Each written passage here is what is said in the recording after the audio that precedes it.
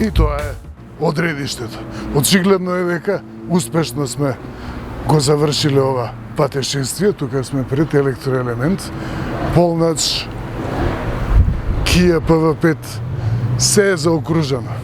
Еве, веќе е ставена на полнач, каде напред на носот му е приклучокот за полнење. Тука има и приклучок за ДЦ полнач, значи тоа може за 20 минути може да се наполни на брз, има охрити брз полнач, меѓутоа за таа услуга треба да се плати соодветно, затоа што е услуга нормално. Друго е дома кога си има човек. Кија е до домашен терен тука, тоа е друга тема. 45% е наполнетост, значи за 3 часа и 36 минути ќе се наполни, за да можеме да се вратиме, што е сега? За да можеме да се вратиме до Скопје, па и преку Прилеп. И 3 часа во Охрид, како да се поменат? Па тоа би било малку бесмислено да се прашат.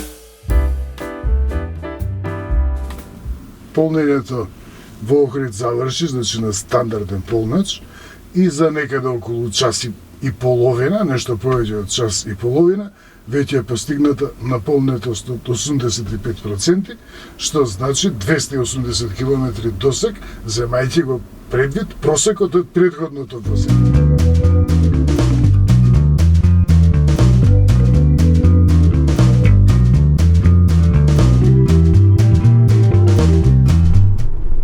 Најголемата разлика во чувството во возење, односно во возните својства, се чувствува кога ќе се пуштите по ваков пат, криволест пат со нагорнини, надолнини, тоа секако е благодет за електричниот погон и за рекуперацијата.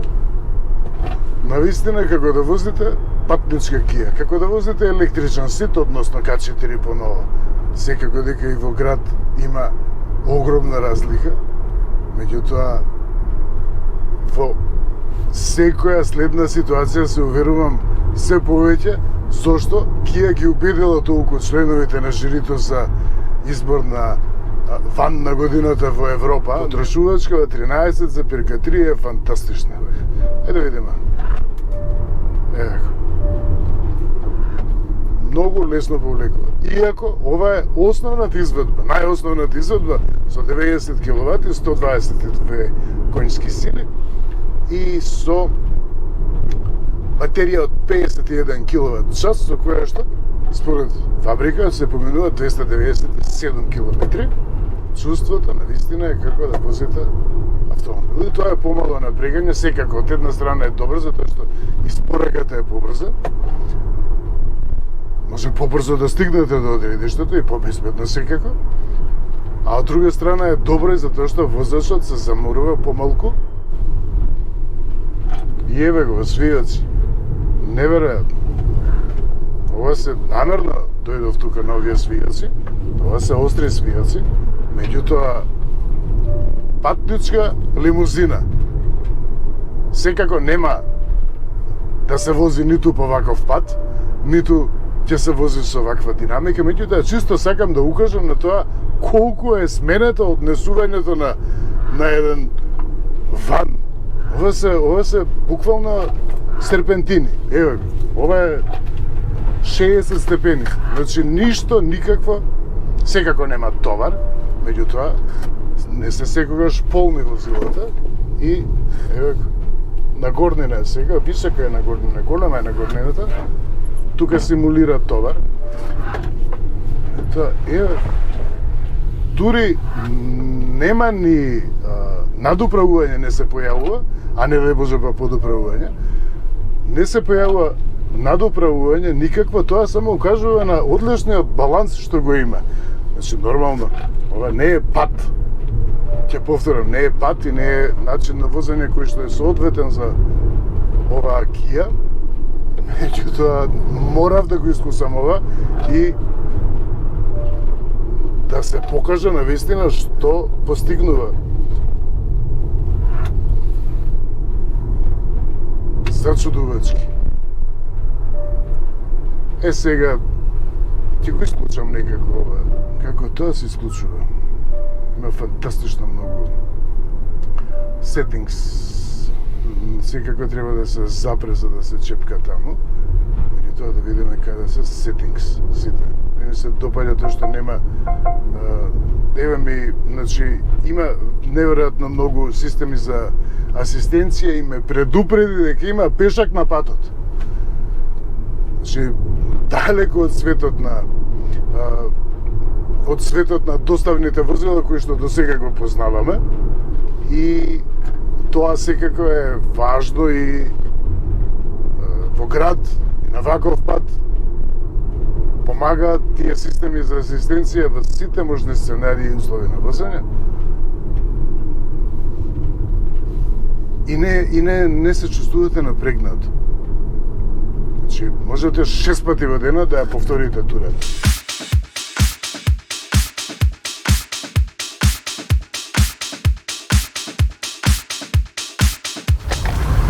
И толку ме одушеви оваа Kia PV5 со возните својства и со различниот свет што го нуди, односно што отвара нова димензија во светот на доставните возила, да прикажам малку подетално што се случува тука. Една од главните теми е прегледност. Има одлична прегледност, ова прозорче помага многу.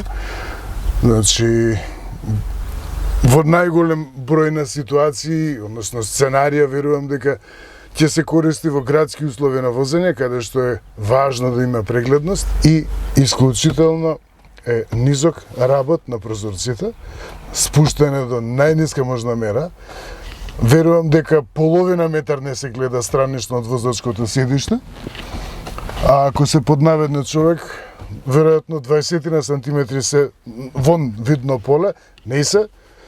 Направено е многу за тоа да се постигне. Тоа секако дека олеснува многу, а бидејќи тука нема ретровизор, нема во што да гледам тој ретровизор, има камера. Меѓутоа, јас се сомневав првично дека камерата ќе може да прикаже толку широк агол, меѓутоа, навистина, во бројни ситуации каде што очекував дека нема да се гледа сообраќај од попречен правец, се гледа, го прикажува, тоа е важно, широк е аголот.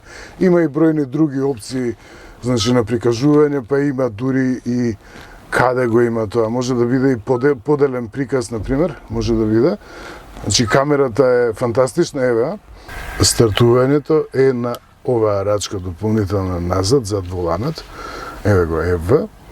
И понатаму ракувањето со бирачот на програми на возење, Д е напред, Р е рикверц, тука е паркинг, така што нема никакви тајни, тоа е од големо олеснување, значи и поставеноста на менувачот, и тоа е меѓу другото и придобивка од електричниот погон, меѓутоа и поставеноста на менувачот одговара многу, на бирачот не е менувач.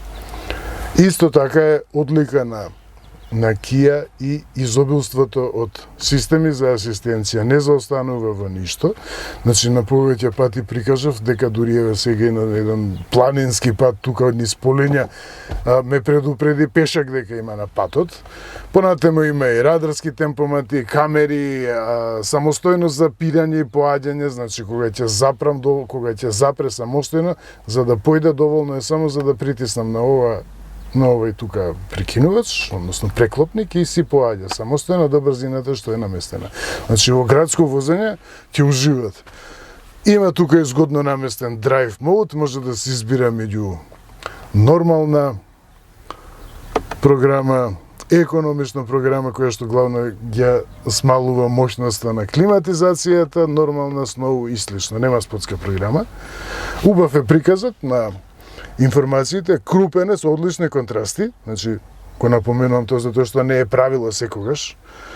И досегот, еве ми кажува 307, значи тие 400 километри со моето возење, значи кои што ги прикажа како досег над фабричкиот досег од 300 километри, ми се сосем реални дека ќе би ги постигнал со моето возење во реални услови. Патниот компјутер прикажува убави, згодни информации, после полнењето е 13,6, од ресетирање 14,9, значи 800 километри, од поаѓање, тоа е вкупно, значи 14,9 е вкупната потрошувачка. Ова е како градски автомобил. Ме одушеви. Значи не е случајно автомобил, односно ван на годината. И ракувањето со средишниот дисплеј, тоа се убав исто квалитетен дисплеј, не заостанува во ништо во поглед на патничките модели, ева моделите на Kia.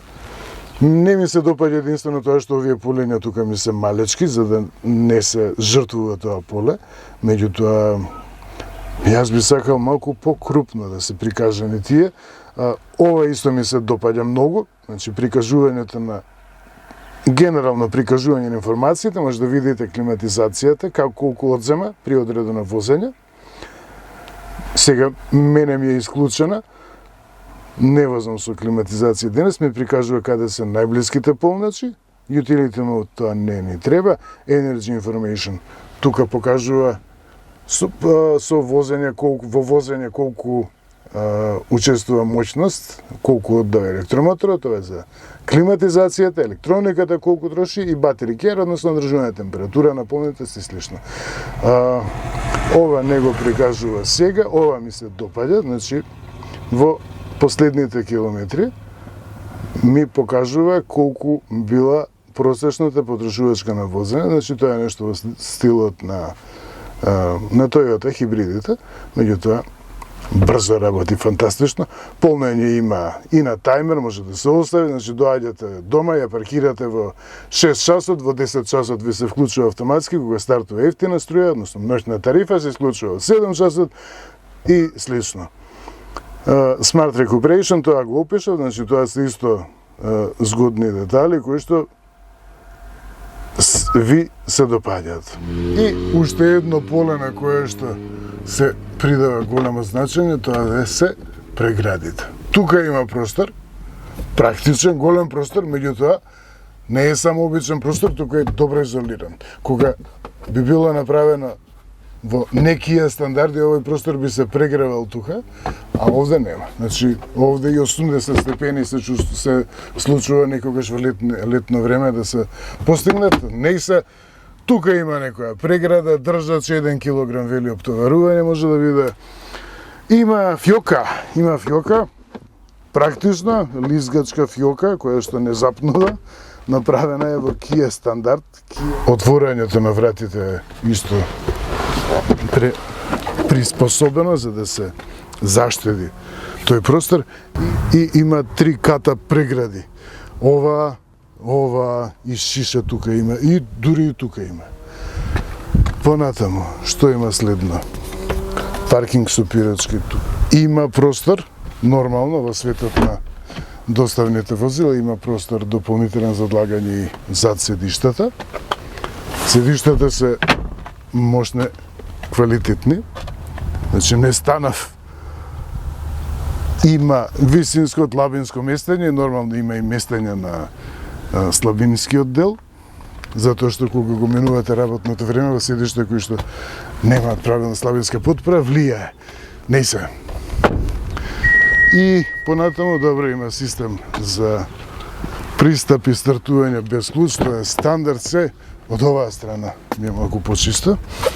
Тука има простор исто. Значи и од возачката и од совозачката страна има уште преграда тука. Еве. И тоа длабока преграда. Која што е мощна, корисна, нормално кога се патува. Човек носи милион работи со себе. Овде има исто многу практичен простор, тука собира цела акт, ташна. Добра сега. Тука собира исто е многу практичен простор и овој, се има и зад возач, совозачкото седиште има исто така простор. Не е тоа толку мал простор како што се чини првично, значи сепак се добива и кога ќе се повлече седиштето понапред, се добива добар пристап до овој простор, длабок. Тоа не е ништо ново во светот на доставените возила и тоа што пред куса време го открив е овој подпирач за лакти. Значи и тоа го содржи, го поседува. Сега тоа се ситни работи, меѓутоа важни работи. И кога треба цел ден да поминете во возила. Ова е стандардна изведба, најстандардна, тоа ми е опремата за снимање. Значи собира две палети, една надолжно, една попресно.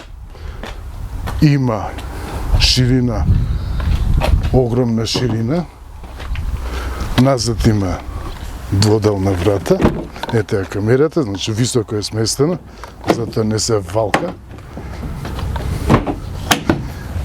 И има понатаму и бројни други квалитети, изолација тука.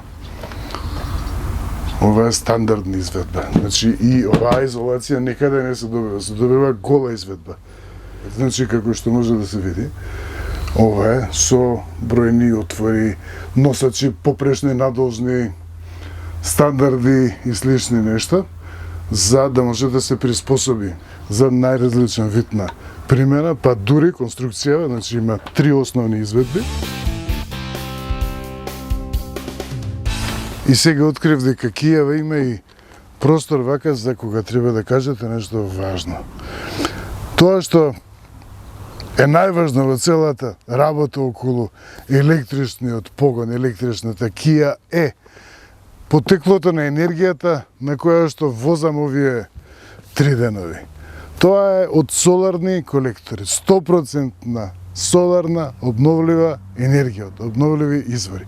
Тоа е наполнета на полначите во електрометал и понатаму Кија, Волво и Бајк, и тоа ја заокружува целата приказна. Секако многумина мислат дека електричниот погон, моторот, двигателот на електромобилноста е мрежата од полначи. Не. Поентата е во тоа да се поседува сопствен полнач. Било да е дома за патнички автомобил, било да е во круг на фирма, како што е во електроелемент, па дури со сопствено производство на енергија, тоа е поентата. Значи, да, кога ќе се пушти човек на патување подолго, тогаш е потребно да се има на располагање полнач, а Кијава ја намести за да се гледа ова прекрасно македонско зеленило, за да подсетам на богатството што го има оваа наша прекрасна Македонија. Тука сум далеку од секаков сообраќај со возила со нема друг кај нас практично позастапен вид на погон, од возила со мотори со внатрешно сигурување. И тоа од возила, па и посебно доставни возила кои што се со низок квалитет на издувни гасови. Односно, тоа се доставни возила кои што секојдневно ни поминуваат пред врата, под прозор, покрај, по улица, додека одиме пеш.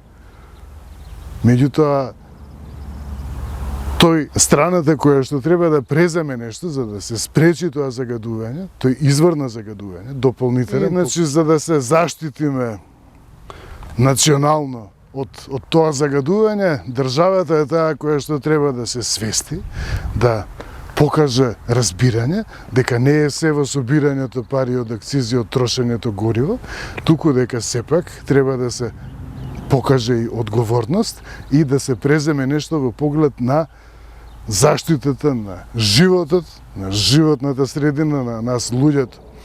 Масовно е тоа, од граница, од Табановци до долу до Богородица. Масовно загадување. Не е само Скопје.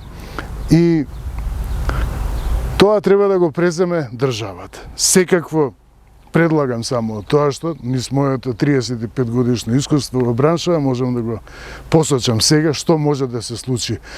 Секаква набавка на доставни возила од страна на државата не треба да се прифати друг вид на погон освен електричен. Секако треба да се вложува и може да се вложува во обновливо производство на електрична енергија од обновливи извори, субвенција дополнително која што ќе им помогне на фирмите да изберат, значи цената на електричните возила да ја приближат до цената на дизел возилата. Неминовно е, се движи електромобилноста, значи мобилноста се движи незапирливо во насока на електромобилноста. Тоа нема да прекине, нема да забави, туку напротив, секако тоа е една посебна тема која што ја искористив кијава за да укажам на таа проблематика, меѓутоа неминовно укажува токму на тој проблем. Еве го светот. Ова е Европа, ова е светот, електрична кија, електрично доставно возило, кое што ги прикажува сите предности од светот на електричните возила во реалноста на доставно возило. Меѓутоа за оваа Kia PV5 да ја покаже, да ја постигне целата димензија на своето доаѓање на македонскиот пазар, потребно е секако и државата да преземе барем иницијална. Во моментов единствено што државата го дава како поттик е откажување од давачката која што и без тоа ја наплатува државата дополнително, непотребно. Односно, не наплаќа акциза на електрични автомобили. Меѓутоа, тоа не е помош за купување електричен автомобил, затоа што не ја смалува цената на електричните автомобили, туку само ве поштедува и доаѓа нешто во смисла, еве сега, ние нема да ви наплатиме акциза ако вие преидете на електричен погон. Многу филозофирање ми се вози киичево и навистина е нешто сосем различно. Ме радува што повлекува, значи електромобилноста повлекува и во таква насока, толку радикално повлекува во насока на електричниот погон, менува многу во светот на доставните возила. Не е само до погонот, се менува, пристапот цел, со тоа што нема веќе мотор кој што мора да се предвиди во конструкцијата. Меѓутоа филозофирам пак, да видиме како возила. Кииче.